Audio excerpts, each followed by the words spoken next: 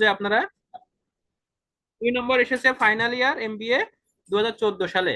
এটা হচ্ছে এডিইউ, additional Dhaka university যে 7 কলেজ আছে সেখানে। Which concept are associated to accounting for following transaction.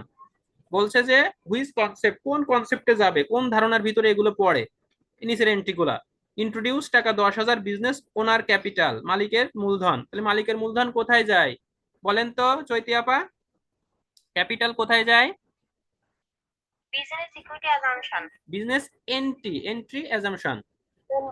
G, assumption. Okay good.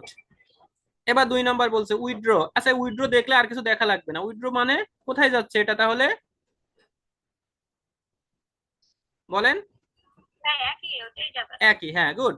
Business entry অ্যাজাম্পশনে যাচ্ছে। তারপরে ব্রড করেছি, ধার করেছি, ঋণ করেছি 20,000 টাকা, নোট ফর 10 ইয়ার্স, 10 বছরের জন্য। আচ্ছা 10 বছরের জন্য ধার করেছি, long term loan. Long term loan কোথায় যায়? এই যে 2 নম্বর গোয়িং কনসেপ্ট অ্যাজাম্পশনে দিয়ে দাও, গোয়িং কনসেপ্ট অ্যাজাম্পশন। আচ্ছা এবার এটা acquisition for furniture 2,50,000, which depreciation 10% charge. এই যে তামান্নাফু বলেন তো, এই যে ডেপ্রিসিয়েশন চার্জ করেছে কোথায় যাবে?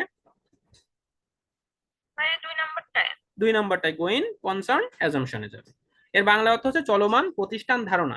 এখন আপনাদের 1 মার্কের কোশ্চেন আসলো যে চলমান প্রতিষ্ঠান ধারণায় কোন কোন এন্ট্রি যায়, এরকম 4টি নাম লেখো। তখন আপনারা লিখতে পারবেন না, তখন আপনারা লিখে দিবেন ডেপ্রিসিয়েশন, ডেপ্লিশন একই কথা কিন্তু, long term loan, interest, amortisation of preliminary expense, এভাবে সুন্দর করে তখন লিখে দিবেন। আচ্ছা তাহলে 2 নম্বর অঙ্ক আমাদের শেষ হয়ে গেল। কারো প্রশ্ন আছে?